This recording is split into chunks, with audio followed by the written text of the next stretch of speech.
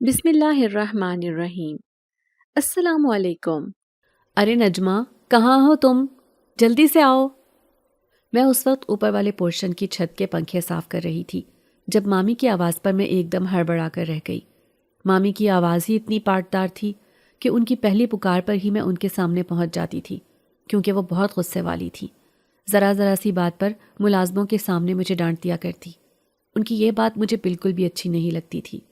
میری بھی عزت تھی، میں بھی چاہتی تھی کہ مامی میرے ساتھ اچھے سے پیش آئیں، کم از کم وہ سب کے سامنے مجھے ڈانٹا مت کریں۔ ان کی ڈانٹ سے بچنے کے لیے ہی میں ان کے کہنے کے مطابق کام کرتی تھی۔ ابھی بھی میں سٹول پر کھڑی پنکھا صاف کر رہی تھی۔ تھوڑی دیر پہلے تک میرے پاس شبو نے کھڑے ہو کر سٹول کو پکڑا ہوا تھا، پھر وہ کسی کام سے باہر چلی گئی۔ جیسے ہی میں نیچے اترنے لگی تو اچانک سے سٹول لڑکھڑا گیا۔ میری خوف سے آنکھیں پھٹی کی پھٹی رہ گئیں، یہ سوچ کر کہ میں اتنی اوپر سے زمین پر گروں گی تو مجھے تو بہت زیادہ چوٹیں آئیں گی۔ میں نے خوف سے اپنی آنکھیں بند کر لی تھی، مگر یہ کیا، میں تو فضا میں معلق ہو کر رہ گئی۔ ایسے لگ رہا تھا جیسے مجھے کسی نادیدہ ہستی نے تھام لیا ہو۔ میری آنکھیں ساکت سی فضا میں ہی جمی رہ گئی تھیں۔ ایک دم میں ہوش کی دنیا میں آئی۔ میں نے خود کو اس نادیدہ ہستی کی گرفت سے آزاد کروانے کی کوشش کی۔ میرے آس پاس ایک عجیب سی خوشبو پھیلی ہوئی تھی۔ یہ خوشبو بہت مسحور کن تھی۔ کسی بھی انسان کو پاگل کر دینے کی صلاحیت تھی اس خوشبو میں، اور میرے بھی حواس گم ہونے لگے۔ میں نے خود کو اس کی گرفت میں مچلتے پایا۔ چھوڑو، چھوڑو مجھے، کون ہے یہاں پر؟ میرے منہ سے ڈری ڈری آواز نکلی۔ میری بات کے جواب میں خاموشی چھائی رہی تھی۔ اس نے مجھے چھوڑ دیا تھا۔ میں ایک دم سیدھی ہو کر کھڑی ہو گئی۔ میرے ذہن پر ابھی بھی خوف سوار تھا۔ مجھے اکثر ایسا محسوس ہوتا تھا کہ اوپر والے پورشن میں کچھ ہے۔ بچپن میں اکیلے اوپر جانے سے ڈرتی تھی۔ مامی چھوٹے چھوٹے کام کے لیے مجھے ہر وقت پورے گھر میں دوڑائے رکھتی تھی۔ فالتو سامان اوپر والے پورشن کے سٹور روم میں ہی پڑا رہتا، اور اس کے علاوہ بھی بستر، لحاف، گرم چادریں، یہ سارا سامان یہیں پر تھا۔ جب اس پورشن کی صفائی کروانی ہوتی، کوئی بھی چیز اٹھا کر نیچے لانی ہوتی تو مامی مجھے اکیلے ہی بھیجتی تھی۔ ایک دو بار میں نے مامی کے سامنے احتجاج کیا، مامی مجھے ڈر لگتا ہے، مجھے ایسے لگتا ہے جیسے وہاں پر کچھ ہے۔ میرا یہ کہنا ہی غضب ہو گیا۔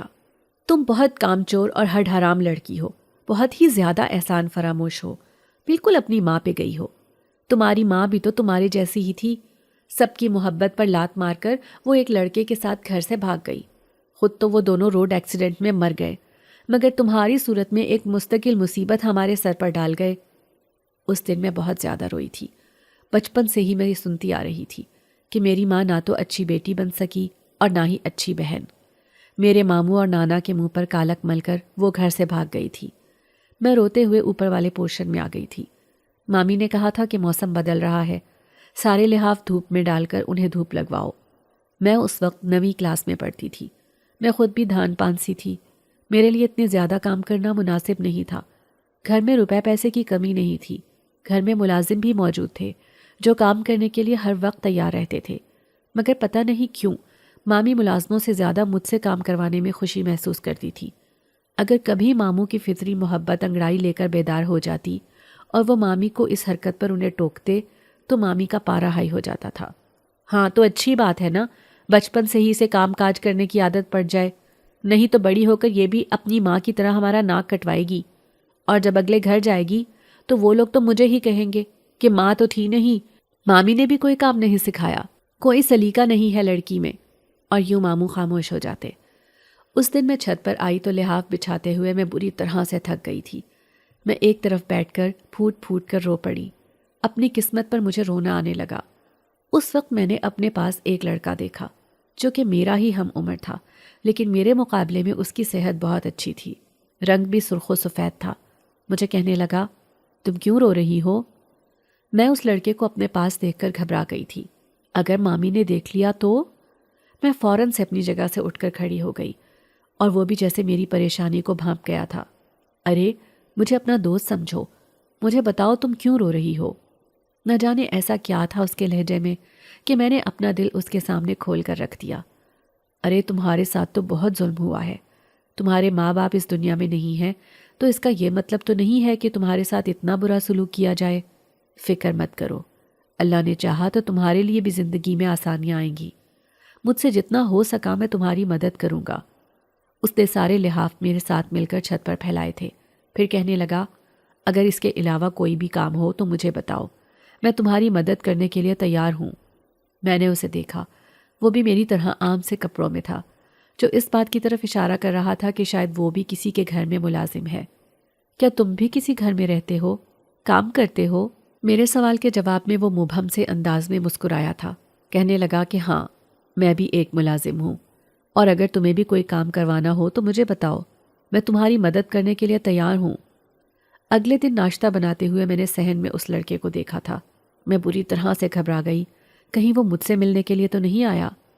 میں جب باہر آئی تو مجھے معلوم ہوا کہ وہ اب اسی گھر میں رہے گا، اسے مامی نے اس گھر میں ملازم رکھ لیا ہے۔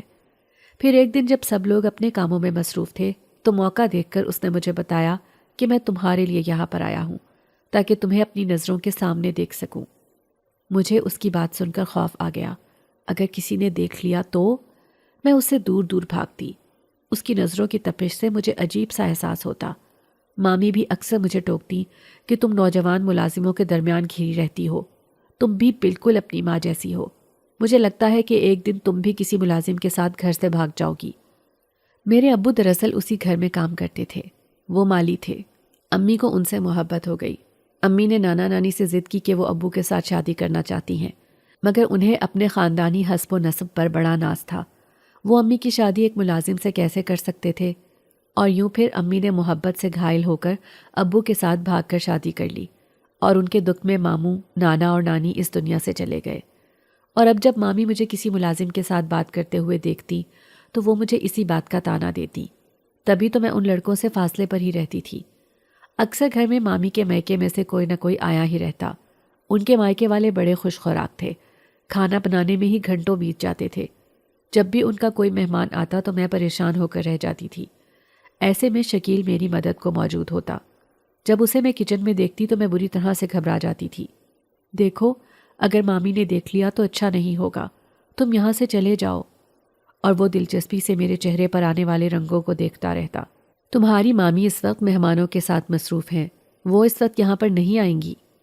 جس دن سے شکیل میری زندگی میں آیا تھا، اس دن کے بعد سے میں نے ایک عجیب بات نوٹ کی تھی۔ میرے ساتھ بہت ہی عجیب اور پراسرار معاملات ہونے لگے تھے۔ اکثر جب بھی میں اپنے کمرے میں اکیلی ہوتی تو مجھے ایسے محسوس ہوتا تھا جیسے میں اکیلی نہیں ہوں، میرے پاس کوئی اور بھی موجود ہے۔ خاص طور پر وہ مسحور کن خوشبو مجھے محسوس ہوتی تھی۔ کبھی وہ میرے بالوں کو چھو کر گزر جاتا، جب کبھی میں اپنے لمبے سیاہ گھنے بالوں میں کنگھی کر رہی ہوتی تو مجھے ایسے محسوس ہوتا تھا جیسے کوئی میرے بالوں میں انگلیاں چلا رہا ہو۔ اس دن بھی میں آئینے کے سامنے کھڑی اپنے بالوں میں کنگھی کر رہی تھی جب میں نے آئینے میں ایک ہلکا سا عکس دیکھا تھا۔ مجھے ایسے محسوس ہوا تھا جیسے آئینے میں شکیل کا چہرہ نظر آیا ہو۔ میں بری طرح سے سٹ پٹا گئی، کیونکہ یہ رات کا وقت تھا۔ رات کے وقت شکیل کا میرے کمرے میں کیا کام؟ میں گھبرا کر واپس پلٹی، مگر وہاں پر کوئی بھی نہیں تھا، جبکہ آئینے میں مسلسل مجھے ایک عکس نظر آ رہا تھا، مگر وہ عکس دھندلا تھا، اور پھر مجھے وہ عکس نظر آنا بند ہو گیا۔ میں تو دونوں ہاتھوں میں سر تھام کر رہ گئی۔ یہ میرے ساتھ ہو کیا رہا ہے؟ اس دن جب مجھے کسی نادیدہ ہستی نے گرنے سے بچایا تھا تو میرا تو خوف کے مارے برا حال ہو گیا تھا۔ اب میں نے سوچ لیا تھا کہ میں اب اکیلے کبھی بھی اس پورشن میں نہیں جاؤں گی۔ جب میں نیچے آئی تو مامی بہت غصے میں تھی۔ کتنی دیر سے تمہیں میں آوازیں دے رہی ہوں، تمہیں میری بات کی سمجھ نہیں آتی؟ کہا بھی ہے کہ یہ کام باقی ملازم کر لیں گے، تم کھانے کی تیاری کرو۔ پتہ بھی ہے تمہیں کہ مجھے کسی اور کے ہاتھ کا کھانا پسند نہیں ہے۔ انہوں نے ایک لمبی چوڑی لسٹ میرے ہاتھوں میں تھما دی تھی۔ یہ سارے مشکل کھانے دیکھ کر میں پریشان ہو گئی تھی کہ اب کیا کروں۔ میں کچن میں پڑی ہوئی کرسی پر بیٹھ گئی۔ سارا سامان گھر میں موجود تھا۔ اب میں سوچ میں پڑ گئی کہ میں اگر ابھی کام شروع کر دوں اور ساتھ میں شبو کو یا کسی اور ملازمہ کو بھی ملا لوں تو مجھے اتنی دیر نہیں لگے گی، مگر شبو کو بھی مامی نے کسی اور ہی کام میں لگایا ہوا تھا، اور باقی گھر میں مرد ملازم تھے، انہیں بلانا اپنی شامت بلوانے کے مترادف تھا۔ مامی نے تو کل مجھے صاف طور پر دھمکی دی تھی کہ آئندہ اگر مجھے انہوں نے کسی مرد ملازم کے پاس دیکھ لیا تو وہ ماموں سے میری شکایت لگائیں گی۔ گو کہ میں کسی سے بات نہیں کرتی تھی، مگر پتہ نہیں کیوں مامی کو ایسا لگتا تھا کہ میں ضرور کچھ غلط کروں گی۔ سوچتے سوچتے نہ جانے کیسے مجھے اونگ آ گئی۔ میں اپنے ہاتھوں میں سر رکھ کر وہیں پر سو گئی تھی۔ تبھی میں ایک دم ہڑبڑا کر اٹھ بیٹھی۔ مامی میرے سر پر کھڑی غصے سے چلا رہی تھی۔ تم یہاں پر بیٹھی سو رہی ہو، مہمان آئے ہوئے ہیں، تمہیں میں نے کھانا بنانے کو کہا تھا، 2 گھنٹے گزر گئے۔ میں سمجھ رہی تھی تم کھانا بنا چکی ہوگی، مگر تم تو سو رہی ہو، کیا بنا کھانے کا؟ وہ مجھ سے چلاتے ہوئے پوچھ رہی تھی اور میرا خوف کے مارے برا حال تھا۔ کیا 2 گھنٹے یوں ہی بیت گئے؟ اب میں کیا کروں گی؟ اب تو مہمان بھی گھر پہ آ گئے ہیں، اب تو وقت بہت کم رہ گیا ہے۔ سوچ سوچ کر میں پاگل ہو رہی تھی۔ تبھی میری نظر سامنے شیلف پر پڑی۔ چولہے پر بھی دیگچے پڑے ہوئے تھے اور شیلف پر بھی۔ مامی نے میری نظروں کے تعاقب میں دیکھا اور پھر ایک ڈونگا اٹھا کر دیکھنے لگی۔ جب تم کھانا بنا چکی ہو تو تم نے مجھے یہ بات بتائی کیوں نہیں؟ خواہ میں میرا بلڈ پریشر ہائی کرتی ہو، مجھے غصہ دلاتی ہو، اور تمہیں یہ نہیں پتا کہ صرف کھانا نہیں بنانا تھا بلکہ ساتھ میں کچھ میٹھا اور سلاد بھی بنانا تھا۔ وہ تو چلی گئی، میں حیرت سے دنگ رہ گئی تھی۔ میں نے ایک سالن کا ڈھکن اٹھا کر دیکھا۔ کھانا وہ سب بن چکا تھا جو مامی نے کہا تھا۔ پھر یہ کھانا کس نے بنایا اور اتنی جلدی کیسے؟ میں تو ہکا بکا رہ گئی تھی۔ تبھی مجھے اپنے پیچھے کسی کی موجودگی کا احساس ہوا تھا۔ میں جب پیچھے پلٹی تو میرے پیچھے شکیل کھڑا تھا۔ میں اس سے ٹکراتے ٹکراتے بچی۔ میرے چہرے پر حیا کے رنگ پھیل گئے۔ میں اس سے فاصلے پر ہو کر کھڑی ہو گئی۔ تم یہاں پر کیا کر رہے ہو اور یہ سب کس نے کیا ہے؟ میں نے کھانے کی طرف اشارہ کیا تو وہ کہنے لگا کہ یہ سارا کھانا میں نے بنایا ہے۔ اب ظاہری سی بات ہے، تم تھک چکی تھی، سو رہی تھی، تمہیں نیند سے اٹھانے سے بہتر میں نے یہی سمجھا کہ میں خود کھانا بنا لوں۔ میں تو حیران پریشان رہ گئی۔ تمہیں کھانا بنانا آتا ہے؟ ارے ایسا ویسا، میرے جیسا کھانا کوئی بنا ہی نہیں سکتا، اور میٹھا بنانے کی بھی ضرورت نہیں ہے، میں نے میٹھا بنا کر فریج میں رکھ دیا تھا۔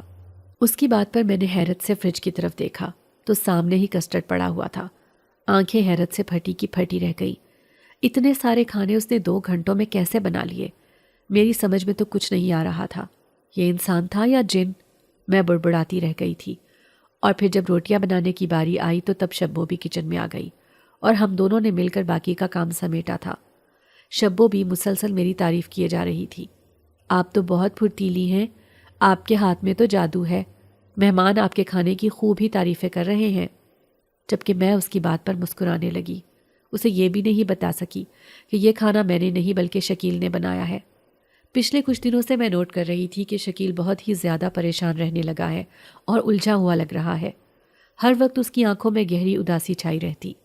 میری اس کے ساتھ بے تکلفی نہیں تھی، میرے دل میں بھی اس کے لیے جذبات تھے، مگر میں جذبات کو نام دینے سے قاصر تھی۔ نہ ہی میں اس سے اپنے دل کی کوئی بات کر سکتی تھی، کیونکہ میں جانتی تھی کہ وہ مجھے کبھی بھی نہیں مل سکتا۔ میں کسی ایسی خواہش کا اظہار کر ہی نہیں سکتی تھی، کیونکہ میرے لیے میری انا نسوانیت مجھے سب سے زیادہ عزیز تھی۔ مگر جب اسے میں نے زیادہ پریشان دیکھا تو میں پھر رہ نہیں پائی۔ کیا بات ہے، تم اتنے اداس اور گمسم سے کیوں رہنے لگے ہو؟ اس نے میرے سوال پر مجھے حیران نظروں سے دیکھا تھا۔ کیا تمہیں میرے اداس رہنے سے فرق پڑتا ہے؟ اس کے سوال پر میں نے نظریں جھکا لیں اور پھر وہاں سے پلٹ آئی۔ اس وقت میں اپنے کمرے میں کھڑکی سے باہر جھانک کر دیکھ رہی تھی۔ آج چاندنی رات تھی اور ہمیشہ مجھے چاندنی رات کا نظارہ کرنا بہت اچھا لگتا تھا۔ پہلے تو میں صحن میں ٹہل کر چاندنی رات کا نظارہ کیا کرتی تھی، مگر ایک بار مامی نے مجھے وہ باتیں سنائیں کہ میں نے رات کو کمرے سے باہر نکلنا ہی چھوڑ دیا۔ اس وقت میں نے ایک عجیب منظر دیکھا۔ میں نے دیکھا کہ صحن میں سفید رنگ کا لباس پہنے کوئی کھڑا ہے۔ اس کی میری طرف کمر تھی۔ میں اس کا چہرہ نہیں دیکھ سکی، مگر اس کا لباس اتنا اجلا اور صاف ستھرا تھا کہ اس کی اندھیرے میں بھی چمک واضح ہونے لگی۔ تبھی میں نے دیکھا کہ چاند سے تیز روشنی نکلنے لگی، پھر وہ روشنی سیدھا اس انسان پر پڑنے لگی۔ دیکھتے ہی دیکھتے وہ انسان اس چاند کی روشنی میں مدغم ہو گیا تھا۔ میں حیرت کے مارے منہ کھولے اسے دیکھے جا رہی تھی۔ سمجھ ہی نہیں آ رہا تھا کہ یہ سب کیا ہو رہا ہے۔ میں خوف کی وجہ سے بے ہوش ہو گئی۔ جب صبح میری آنکھ کھلی تو میں اپنے بستر پر تھی اور صبح کی سفیدی نمودار ہو رہی تھی۔ میں رات والے منظر کے بارے میں سوچنے لگی اور تب مجھے یاد آیا کہ میں تو کھڑکی کے پاس گر پڑی تھی۔ تب میں بیڈ پر کیسے آئی؟ یہاں پر مجھے کون لایا؟ اور یہ چادر میرے اوپر کس نے اڑائی؟ سوچ سوچ کر میں پاگل ہونے لگی۔ جو میں نے دیکھا تھا وہ کون تھا اور کیا تھا؟ وہ سچ تھا یا خواب؟ میری ایسی حالت تھی کہ میں خواب اور حقیقت میں فرق نہیں کر پا رہی تھی۔ صبح سارے ملازم اپنی جگہ پر موجود تھے، مگر شکیل ان میں سے غائب تھا۔ میں براہ راست شکیل کے بارے میں پوچھ بھی نہیں سکتی تھی۔ اور پھر کافی سارے دن بیت گئے۔ دوبارہ میں نے شکیل کو گھر میں نہیں دیکھا۔ ایک بار میں نے باتوں باتوں میں شبو سے ذکر کیا تو کہنے لگی کہ وہ بی بی جی سے چھٹیاں لے کر گیا ہوا ہے، اسے بہت ضروری کام تھا اور اس نے کہا تھا کہ وہ جلد ہی واپس آئے گا۔ شبو سبزی کاٹتے ہوئے مصروف سے انداز میں بولی تو اس کی بات پر میں سوچ میں پڑ گئی۔ نہ جانے ایسا کون سا ضروری کام اسے پڑ گیا ہے، اللہ اس کے سارے مسائل کو حل کرے۔ میں مسلسل اسی کے بارے میں سوچتی جا رہی تھی۔ تب مجھ پر یہ انکشاف ہوا کہ میں اسے شاید پسند کرنے لگی ہوں، مگر نہیں، میں ایسا کیسے کر سکتی ہوں؟ میں خود پر کسی کو بات بنانے کا موقع نہیں دینا چاہتی تھی۔ دن یوں ہی بیتتے چلے گئے تھے اور پھر ایک دن میں نے شکیل کو دیکھا۔ اس کے چہرے کا رنگ پھیکا پڑ گیا تھا، آنکھوں کی جوت بجھ چکی تھی۔ وہ افسردہ نظروں سے مجھے دیکھ رہا تھا۔ وہ دوبارہ سے کام کرنے کے لیے آ گیا تھا۔ سارا دن وہ 10 ملازموں کے برابر کام کرتا۔ مامی اس کے کام سے بہت خوش تھی کیونکہ وہ باقی ملازموں کی طرح کام چور اور ہڈ حرام نہیں تھا۔ جس چیز کا وہ ذمہ لیتا تھا وہ اس کو پورا کرتا تھا، جبکہ باقی ملازم تو کام درمیان میں چھوڑ کر بھاگ جاتے تھے۔ مگر اب شکیل بھی اکثر گھر سے غائب رہنے لگا۔ 2 دن تک وہ گھر سے چلا جاتا اور پھر 2 دن بعد واپس آتا۔ کبھی وہ رات کو گھر سے غائب ہو جاتا۔ مامی خود اس کے رویے سے حیران تھی۔ انہیں اگر شکیل کا کام پسند نہ ہوتا تو وہ اسے کب کا نوکری سے نکال چکی ہوتی۔ ایک دن وہ خود بھی اس سے پوچھنے لگی، مجھے بتاؤ شکیل، تمہیں مسئلہ کیا ہے؟ کیا کوئی پریشانی ہے؟ تب وہ محض مسکرا کر رہ گیا تھا۔ آج پھر چاندنی رات تھی اور چاندنی رات میں پھر سے میں نے وہی منظر دیکھا تھا۔ آج پھر میں خوف سے بے ہوش ہو گئی تھی، مگر جب مجھے ہوش آیا تھا تو میں اپنے بستر پر تھی اور اب پھر سے شکیل گھر سے غائب تھا۔ اس بار وہ پورے 1 ہفتے کے بعد واپس آیا۔ میں سوچ میں پڑ گئی تھی کہ چاند کی 14ویں رات کے بعد شکیل غائب کیوں ہو جاتا ہے؟ آخر اس بات کا شکیل کے ساتھ کیا تعلق ہے؟ میں اس دن پر غور کرنے لگی تھی جب میں نے شکیل کو پہلی بار دیکھا تھا، اور تب مجھ پر یہ انکشاف ہوا کہ پہلے دن جب میں نے اسے چھت پر دیکھا تو یہ کیوں نہیں سوچا کہ وہ چھت پر آیا کیسے؟ کیونکہ چھت پر آنے کا تو صرف ایک ہی راستہ تھا اور وہ تھا سیڑھیوں کا راستہ۔ چھت کے ساتھ تو کوئی اور گھر ملا ہوا نہیں تھا، پھر وہ کیسے آ سکتا تھا؟ میں سوچ سوچ کر پاگل ہونے لگی، مگر مجھے کچھ بھی سمجھ میں نہیں آ رہا تھا۔ مجھے شکیل اب ایک پراسرار انسان نظر آنے لگا تھا۔ ہر چاندنی رات کے بعد اس کا غائب ہو جانا، اور چاندنی رات کو وہ کون تھا جو چاند کی روشنی میں مدغم ہو جاتا تھا؟ آخر اس کا راز کیا تھا؟ پورا مہینہ شکیل گھر میں نہیں آیا۔ اب میں نے سوچ لیا تھا کہ میں یہ راز جان کر رہوں گی۔ آخر اس چاند کی روشنی کا کیا مقصد ہے؟ اور اس بار میں نے سوچا کہ میں باہر نکل کر دیکھوں گی کہ وہ کون ہے اور یہ سب کیا ہے، اس سب کا مقصد کیا ہے۔ مگر آج کی رات میں پوری رات انتظار کرتی رہی تھی۔ آج کوئی بھی ایسا پراسرار واقعہ مجھے دیکھنے کو نہیں ملا تھا۔ میں حیران رہ گئی۔ اگلے دن پھر سے میں نے دیکھا کہ شکیل گھر میں آ گیا تھا۔ اب مجھے لگنے لگا تھا کہ اس چاند کی روشنی کا شکیل کے ساتھ کوئی گہرا تعلق ہے۔ مجھے نہ جانے کیوں ایسا لگتا تھا کہ شکیل ہماری طرح کا عام انسان نہیں ہے، اور جس طرح مجھے اپنے آس پاس کسی پراسرار وجود کا احساس ہوتا تھا، تو مجھے یہی لگنے لگا تھا کہ اس سب میں شکیل کا کہیں نہ کہیں ہاتھ ہے، اور اس بات کا جواب تو مجھے شکیل ہی دے سکتا تھا۔ پھر ایک دن جب شکیل گھر آیا تو وہ بہت ہی زیادہ کمزور نظر آنے لگا۔ میں اسے دیکھ کر خود پر قابو نہیں رکھ پائی تھی۔ کہاں تھے تم، اور یہ کیا حالت بنا رکھی ہے اپنی؟ میرے بے تابی سے بولنے پر وہ مسکرانے لگا۔ تبھی میری نظر مامی پر پڑی جو خونخوار نظروں سے مجھے گھورے جا رہی تھی، اور میں پھر فوراً سے کچن میں واپس چلی گئی، مگر میرا دل بری طرح سے دھڑک رہا تھا۔ ڈر لگ رہا تھا کہ مامی نہ جانے مجھے کیا کہیں گی، مگر خیریت رہی کہ مامی نے مجھے کچھ بھی نہیں کہا تھا، اور پھر دوبارہ شکیل کے ساتھ بات کرنے کا مجھے موقع ہی نہیں ملا۔ آج گھر میں کچھ مہمانوں نے آنا تھا۔ مامی کہنے لگی کہ شبو آج کام سے چھٹی پر ہے، کوئی ملازم نہیں ہے گھر پہ، تم ایسا کرو کہ تم اوپر والے پورشن کی اکیلے ہی صفائی کر دو، اور خبردار اگر میں نے تمہیں شکیل کے یا کسی اور کے آس پاس بھی دیکھا تو۔ مجھے وہ لڑکا بہت عجیب لگتا ہے، عجیب گھورتی ہوئی آنکھیں ہیں اس کی، مجھے تو خوف ہی محسوس ہوتا ہے۔ مامی یہ بات کہتے ہوئے وہاں سے چلی گئی تھی، جبکہ میں اپنی جگہ پر چور سی ہو کر رہ گئی۔ مجھے بھی اس بات کا گمان ہوتا تھا کہ شکیل مجھے پسند کرتا ہے، اور یہ بات مامی نے بھی جان لی تھی۔ میں تو پریشان ہی ہو گئی کہ مامی کہیں اس معمولی سی بات کو افسانہ نہ بنا ڈالے۔ میں نے ابھی پہلی سیڑھی پر ہی قدم رکھا تھا جب مجھے ایک طرف سے چلانے کی آوازیں سنائی دینے لگی۔ یہ آوازیں مامی کے کمرے سے آ رہی تھیں۔ وہ بری طرح سے چلائے جا رہی تھیں اور رو رہی تھیں۔ میرے ساتھ ایسا مت کرو، خدا کے لیے تم جو بھی ہو یہاں سے چلے جاؤ، میں نے تمہارا کچھ نہیں بگاڑا۔ سارے ملازم دروازے کے پاس کھڑے تھے۔ یہ ہو کیا رہا ہے؟ مامی کے بچے بھی حیران پریشان ہراساں نظروں سے ایک دوسرے کو دیکھ رہے تھے۔ ملازموں نے دروازہ توڑنے کی کوشش کی مگر سب اس میں ناکام ہوتے رہے۔ مامی کے ایک کمرے کی کھڑکی صحن کی طرف کھلتی تھی۔ اب جب اس کھڑکی سے کمرے میں جانے کی کوشش کی گئی تو بھی کسی کو کامیابی نہیں ہوئی۔ مامی بہت ہی زیادہ ڈری ہوئی لگ رہی تھی اور اب تو کمرے سے آوازیں آنا بھی بند ہو گئیں۔ سب کے چہرے پر خوف و ہراس پھیلا ہوا تھا۔ ان میں ایک شکیل ہی تھا جو اس وقت یہاں پر موجود نہیں تھا۔ نہ جانے وہ کہاں تھا۔ سارے ملازم ایک ایک کر کے دور ہٹ کر کھڑے ہو گئے۔ میں نے جیسے ہی دروازے پر ہاتھ رکھا تو دروازہ کھلتا چلا گیا تھا۔ میرے ساتھ ساتھ سب لوگ ہی حیران پریشان رہ گئے۔ یہ دروازہ جو اتنے مردوں سے نہیں کھلا تھا وہ میرے ہاتھ لگانے سے کیسے کھل گیا تھا؟ میں جب اندر کمرے میں آئی تو مامی ایک کونے میں ڈری سہمی سی بیٹھی تھی۔ انہوں نے اپنے بازو گھٹنوں کے ارد گرد لپیٹے ہوئے تھے اور وہ بری طرح سے تھر تھر کانپ رہی تھی۔ مامی، کیا ہوا ہے آپ کو؟ آپ کی طبیعت ٹھیک ہے؟ میں ان کے پاس آئی۔ مجھے دیکھ کر وہ اپنی جگہ سے اٹھ کھڑی ہوئی اور مجھے انہوں نے خود کے ساتھ لپٹا لیا۔ یہاں پر وہ تھا، بہت خوفناک تھا، وہ مجھے خوفزدہ کر رہا تھا، مجھے وہ ڈرا رہا تھا، مجھے بہت ڈر لگ رہا ہے۔ مامی نہ جانے کیا اول فول بول رہی تھی۔ مامی کی بڑی بیٹی نے ڈاکٹر کو کال کر دی تھی۔ ڈاکٹر گھر آیا تو اس نے مامی کو سکون کا انجیکشن لگا دیا تھا۔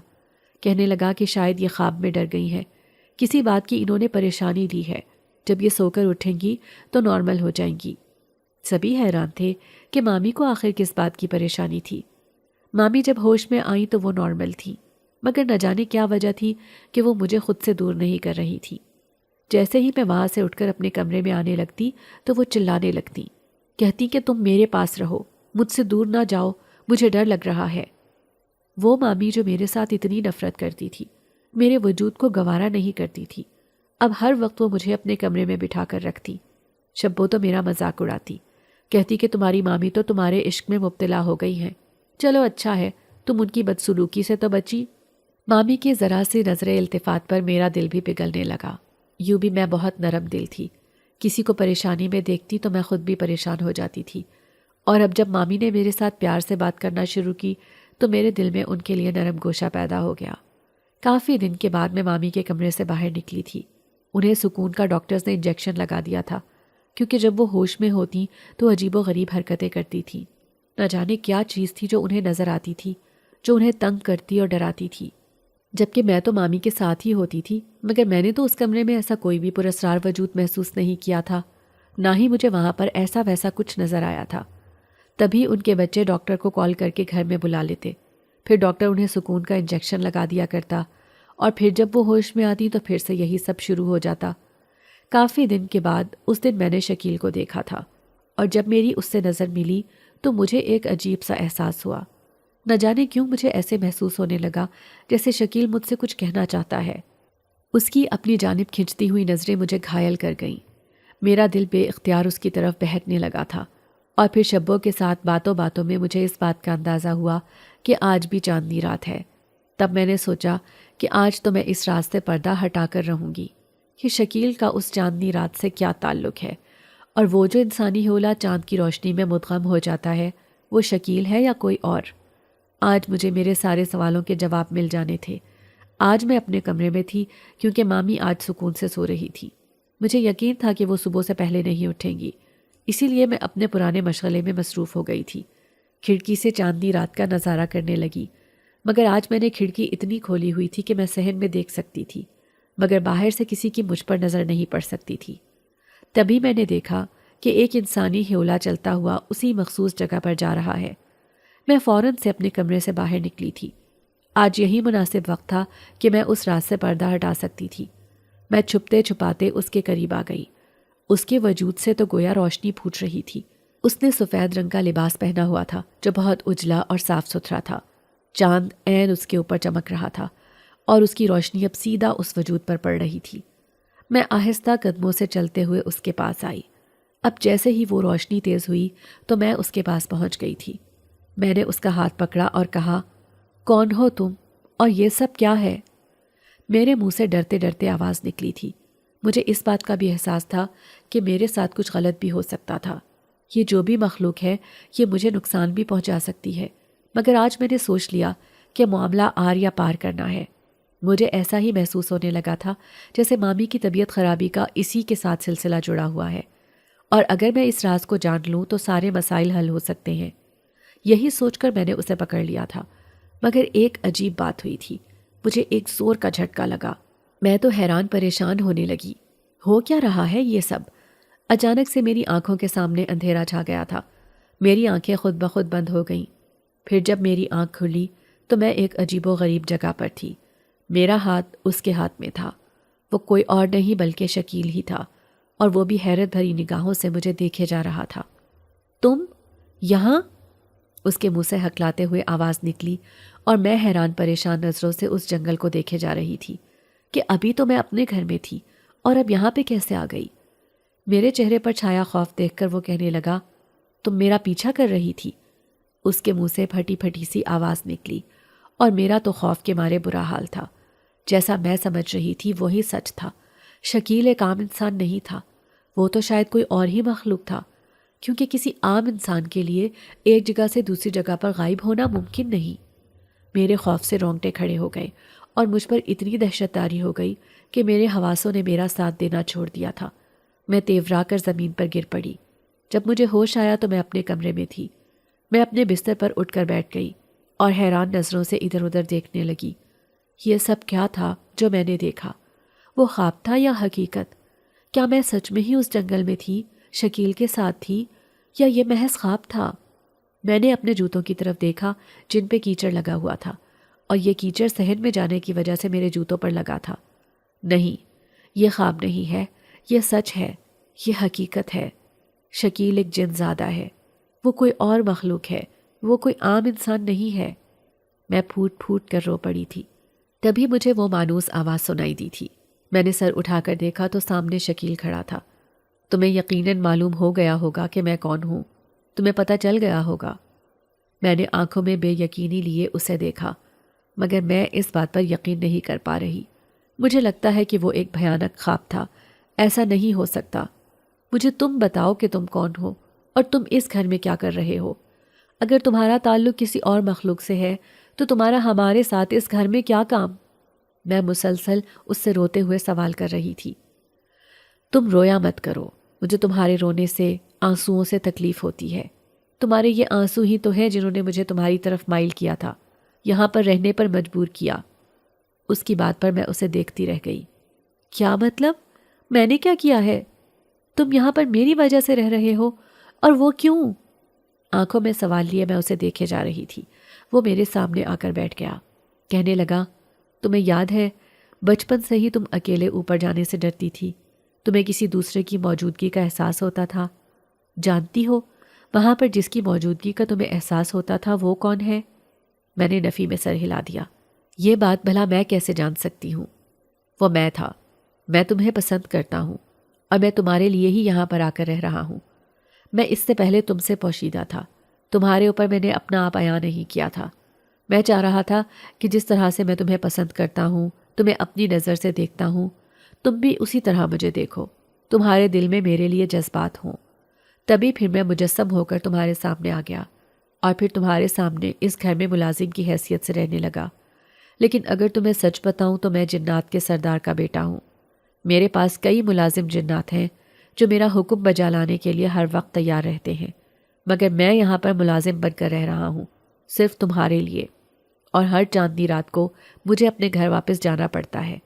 اپنی دنیا میں جانے کے لیے مجھے چاند کی روشنی کی مدد لینی پڑتی ہے. میں نہیں یہ جانتا کہ کب تم نے مجھے میری دنیا میں جاتے ہوئے دیکھا. اگر مجھے اندازہ ہوتا تو میں کبھی بھی تمہارے سامنے یہاں سے روپوش ہونے کی غلطی نہ کرتا. میں تم پر ابھی اپنا آپ آشکار نہیں کرنا چاہتا تھا، کیونکہ میں تمہارے ساتھ شادی کر کے تمہیں اپنی زندگی میں شامل کر کے اس کے بعد ہی تمہیں یہ بتانا چاہتا تھا کہ میں دراصل کون ہوں. اس کی بات پر میری آنکھیں پھٹی کی پھٹی رہ گئیں. شادی؟ اور تمہارے ساتھ؟ تم ایک جن ہو، میں ایک انسان ہوں. میری تمہارے ساتھ شادی کیسے ہو سکتی ہے؟ ویسے بھی میں مامی کی ساری باتوں کو سچ ثابت نہیں کرنا چاہتی. میں بری طرح سے رو پڑی تھی. وہ افسردگی سے مجھے دیکھتا رہا. جانتا ہوں تمہارے لیے اپنی عزت سب سے بڑھ کر ہے، اور ہونا بھی ایسا ہی چاہیے۔ تمہیں اپنی ماں کی وجہ سے بہت کچھ سننے کو ملتا ہے، جبکہ اس سب میں تمہارا کوئی قصور نہیں ہے۔ تبھی تمہاری مامی کو سزا دینے کے لیے ہی میں نے یہ کھیل رچایا، اسے اتنا خوفزدہ کیا کہ سب اسے پاگل سمجھنے لگے۔ شکیل کی بات پر میری آنکھیں پھٹی کی پھٹی رہ گئی تھیں۔ اس کا مطلب یہ ہے کہ مامی پاگل نہیں ہے، انہیں سچ میں ہی کچھ نظر آتا ہے، اور وہ کوئی اور نہیں بلکہ تم ہو۔ تم انہیں خوفزدہ کر رہے ہو، انہیں ڈرا دھمکا رہے ہو۔ آخر اس میں تمہارا کیا مفاد ہے؟ تم کیوں ایسا کر رہے ہو شکیل؟ تمہیں ایسا نہیں کرنا چاہیے۔ میں بے بسی سے رو پڑی تھی۔ بے شک مامی کا رویہ میرے ساتھ خراب تھا، مگر انہیں یوں بے بس دیکھنا بھی میرے لیے ممکن نہیں تھا۔ ان کے اپنے بچوں نے انہیں ان کے حال پر چھوڑ دیا تھا۔ میں ہی تھی جو ان کا خیال رکھتی تھی، ان کے آس پاس رہتی تھی، اور اب جب مجھے پتہ چلا کہ ان کی یہ تکلیف شکیل کی دین ہے تو مجھے شکیل پر غصہ آنے لگا۔ تم بھول گئی ہو کہ اس عورت نے تمہاری زندگی کو مشکل بنا رکھا تھا، کتنا تمہیں رنج دیتی رہی، تکلیف پہنچاتی رہی، تم اس کی طرفداری کر رہی ہو۔ میں نے اس سے وعدہ لیا کہ تم آج کے بعد مامی کو بالکل بھی خوفزدہ نہیں کرو گے، انہیں تنگ نہیں کرو گے۔ ٹھیک ہے، مگر میں ایک شرط پر تمہاری مامی کو تنگ نہیں کروں گا، اگر تم میرے ساتھ شادی کرنے پر تیار ہو جاؤ۔ تم یہ بھول جاؤ کہ میں ایک جن زادہ ہوں، اس سب سے تمہیں کوئی مسئلہ نہیں ہوگا۔ میں تمہیں بہت خوش رکھوں گا، تمہیں کسی چیز کی کمی نہیں ہونے دوں گا۔ مگر میں ڈر گئی تھی، یہ سوچ کر ہی کہ میں جنات کے درمیان رہوں۔ ایسا ممکن نہیں۔ ساری زندگی میں نے بہت مشکل سے گزاری تھی۔ میں چاہتی تھی کہ میری باقی کی زندگی نارمل لوگوں کی طرح گزرے۔ میں کسی ایسے انسان کے ساتھ شادی کرنا چاہتی تھی جو مجھے خوش رکھے، اور ایک جن کے ساتھ شادی کرنے کا مطلب تھا کہ آنے والی زندگی کو بھی مشکلات میں ڈالنا۔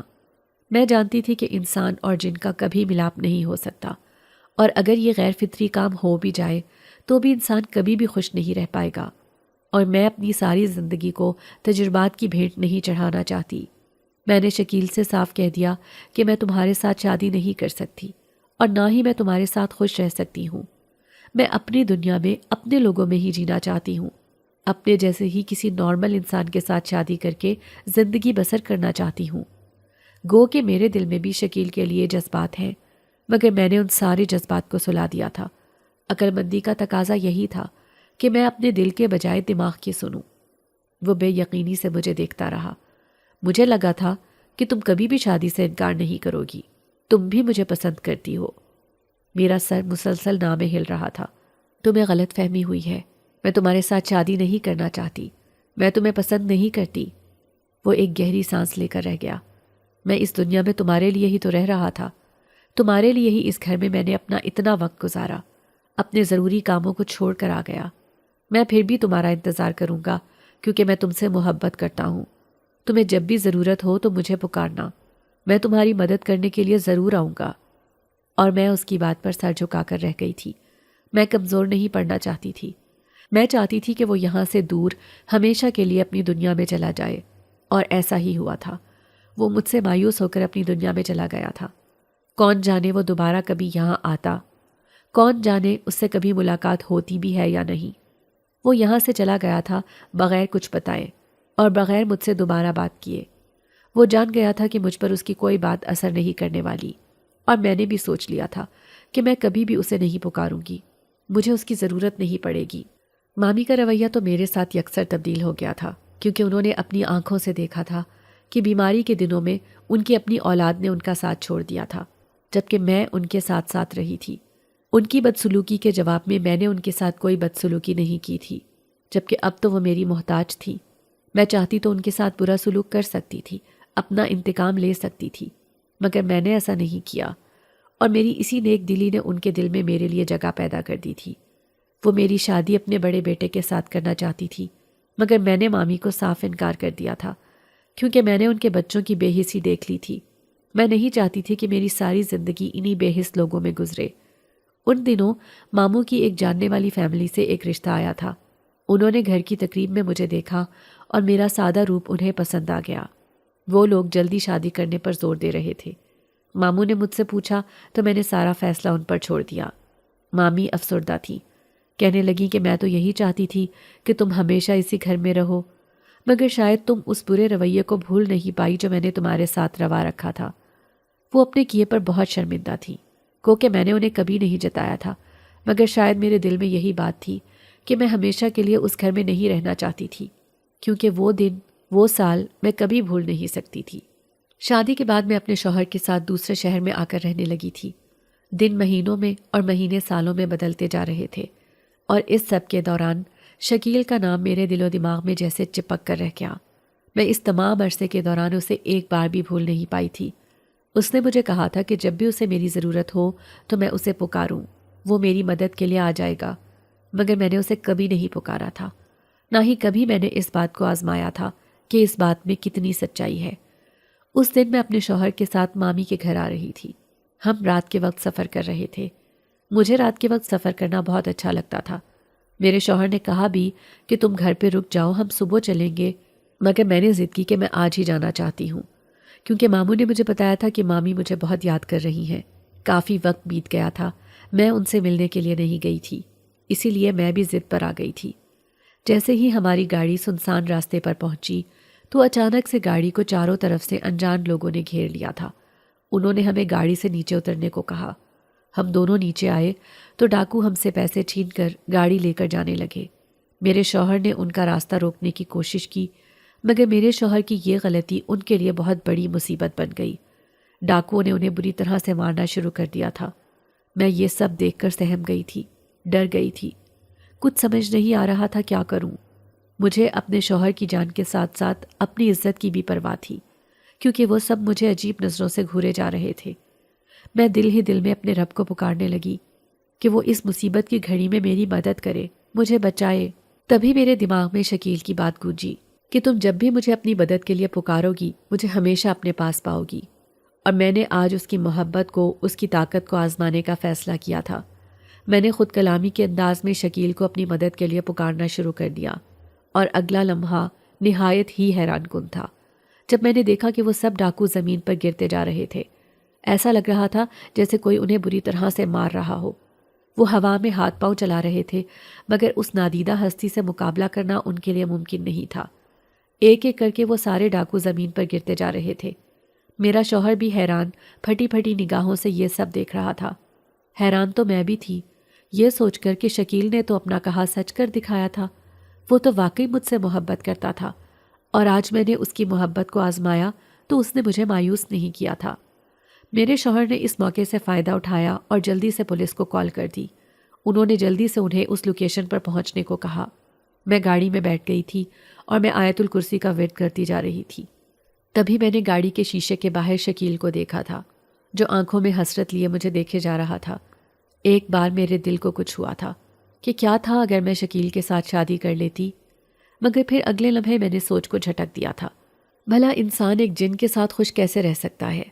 اگلے ہی لمحے شکیل وہاں سے غائب ہو چکا تھا۔ پولیس وہاں پر آ گئی تھی اور ڈاکوؤں کو اپنی تحویل میں لے لیا تھا۔ پھر ہم لوگ گھر واپس آ گئے۔ اس کے بعد میری زندگی میں 2 سے 3 بار ایسے واقعات ہوئے تھے جب مجھے شکیل کی مدد کی ضرورت تھی، اور میں نے جب اسے پکارا تو اس نے مجھے مایوس نہیں کیا تھا، بلکہ اگلے ہی لمحے وہ میری مدد کرنے کے لیے پہنچ گیا تھا۔ مگر میں نے یہ محسوس کیا تھا کہ وہ مجھ سے بات نہیں کرتا تھا، میرے سامنے نہیں آتا تھا۔ شاید یہ اس کی ناراضگی جتانے کا اپنا انداز تھا۔ وہ دل ہی دل میں مجھ سے خفا تھا کہ میں نے اس کا ہاتھ نہیں تھاما۔ اپنی جگہ پر وہ بھی ٹھیک تھا اور اپنی جگہ پر میں بھی درست تھی، اور آج مجھے اپنے اس فیصلے پر کوئی پچھتاوا نہیں تھا، کیونکہ آج شکیل خود میرے اس فیصلے کو سراہ رہا تھا۔ اس کے قبیلے کے ایک جن نے ایک آدم زادی سے شادی کر لی تھی، مگر اس کے بعد ان کے قبیلے میں وہ تباہیاں پھیلیں کہ ان سب کے لیے مشکل ہو گئی تھی۔ اس کی بات پر میں یہ سوچ کر مسکراتی تھی کہ ہم جب بھی فطرت کے خلاف جاتے ہیں تو ہماری زندگی میں مشکلات ہی آتی ہیں، مگر ہم لوگ اپنی ناسمجھی میں اس بات کو بھول جاتے ہیں۔ اگر آپ کو آج کی ہماری کہانی پسند آئی ہے تو اسے لائک کیجیے اور اپنے پیاروں کے ساتھ شیئر کیجیے، اور ہاں، اگر آپ نے ابھی تک ہمارا چینل سبسکرائب نہیں کیا تو ضرور کیجیے۔ ملتے ہیں کل ایک نئی اور دلچسپ کہانی کے ساتھ، تب تک کے لیے اللہ حافظ۔